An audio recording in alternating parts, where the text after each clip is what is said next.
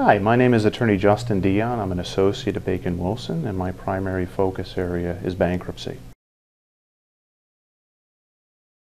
Today I'm going to talk to you a little bit about the differences between the three types of bankruptcy filings. And most people have heard these at some point or another through the news or the media.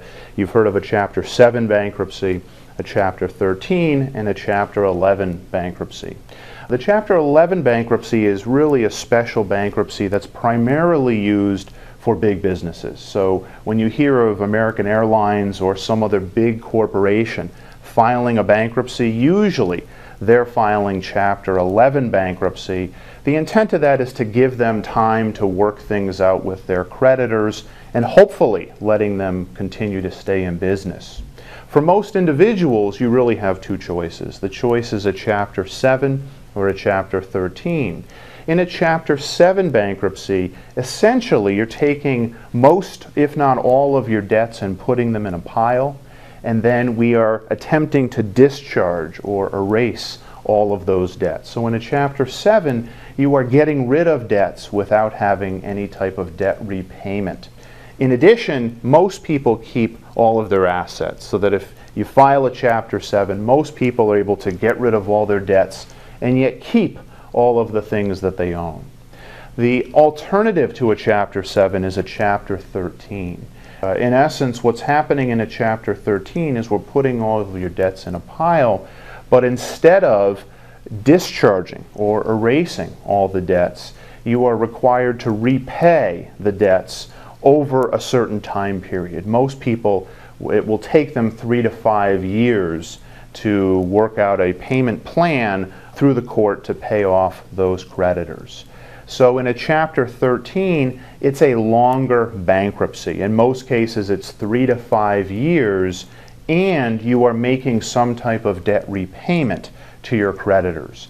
Whereas in a Chapter 7, there's no debt repayment, and frankly, it's a fairly fast bankruptcy for most people, 90 to 120 days. One obvious question is, why would anybody ever file a Chapter 13 where they have to repay their debts if you can file a 7 and get rid of debts?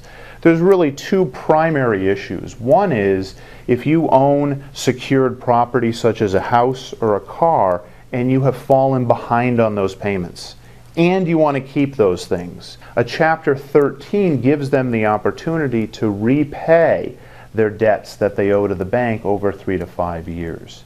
If that same person were to file a Chapter 7, they would be surrendering or getting rid of the house. So if they wanted to walk away from their house and get a fresh start, they would be looking at a Chapter 7. If they want to keep their house, they've really got to look at a Chapter 13.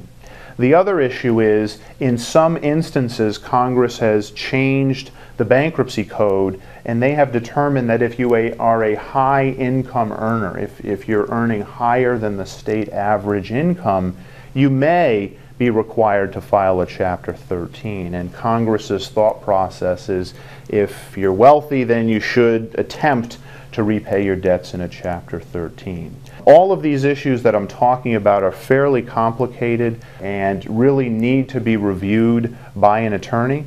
If you think you're experiencing any of these types of issues where you may need some assistance with your finances, it's generally best not to attempt to do it on your own, but rather to talk to somebody who's versed in bankruptcy law. That would be something I would be happy to talk to you about.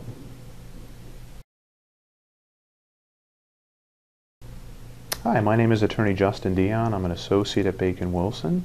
I specialize in bankruptcy, and if you're encountering any type of financial problems and you're considering filing bankruptcy, or you think you need to know more about the differences between Chapter 7, 13, or 11, feel free to contact me. I'd be happy to talk to you.